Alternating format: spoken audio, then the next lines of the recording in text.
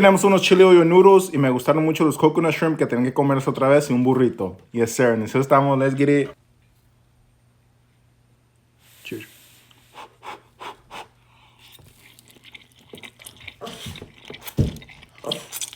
Camarón para adentro.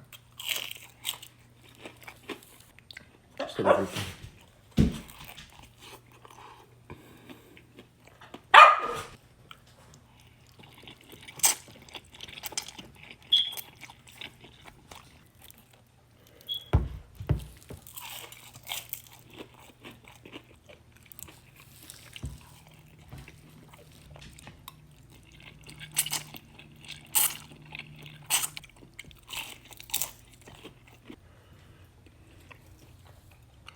Se cae.